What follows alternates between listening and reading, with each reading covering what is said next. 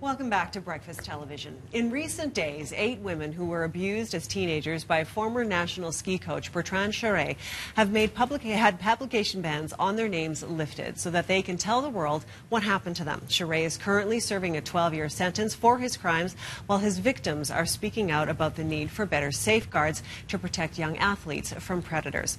Amélie Frédéric Gagnon and Geneviève Simard were both abused by Charest when they were competitive skiers in the 1990s. They're here this morning to talk about how we can make sure what happened to them doesn't happen to another generation of young athletes. And also joining me this morning is J.D. Miller of Athlete Support Group B210. Good morning to all of you. Thank you so much for being here.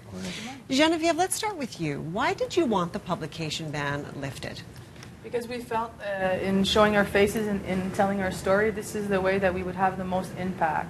And we wanted to create awareness all the way to the government to make sure that we can turn this negative chapter into something positive, and we want to make sure that we can have abuse-free sport. So we just felt this was the way that we could make the most noise. Absolutely. Well, you're certainly doing that. Amélie Frédéric, tell us what is it about the culture of sport that, maybe historically, but certainly it keeps happening, or at least it seems to, that allows for things like this to continue to happen?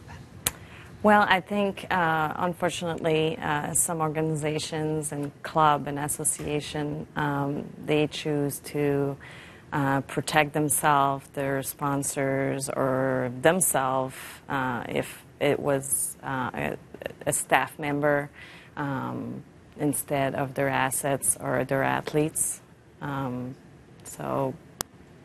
So clearly that needs to change. Yes. Yes, which is why you're talking. They keep the silence. Absolutely. So when we think about change, what do you want to see happen? We'll go back to you, Geneviève. We want to make sure it's abuse-free, it's safe. So I think there has to be education at all levels, coaches, athletes, anyone that's part of the sport. There needs to be a safety officer in place to make sure that there's compliance of that safety plan. And ultimately, JD can talk about that later, but we want it linked to funding. So if an organization is not putting in place this safety plan and it's not certified, then they won't get government funding. I think this is what needs to be done, because we all know in amateur sports in Canada we need the funding from the government. Mm-hmm. So if there's no money, there's no program. So let's make sports safe. I think it's time. It is time, absolutely. Yeah. Long overdue, arguably, yeah. JD, tell us a little bit about that. What can the government do? Well, in order to qualify for funding, as Geneviève mentioned, there's a long list of criteria in order to establish your eligibility. Mm-hmm. And we've asked the government to add an additional eligibility criteria, which is to have an accredited safety program in place. Key elements of that are online training for athletes, for coaches, service professionals, members of the board, in terms of the rights, awareness, responsibilities, and particularly the obligations of everybody involved when abuse arises. And there are many different forms of abuse.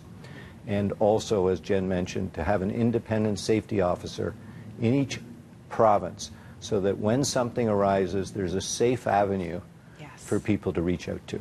Absolutely, absolutely. Can we just talk a little bit, too, about the role parents can play in this? Maybe I'll direct this to you, Amélie Frédéric, because, I'm a mom. I have a daughter. Mm-hmm. She's 10. She loves sport. What can I do to help protect her? I am a mother as well, so I am like you.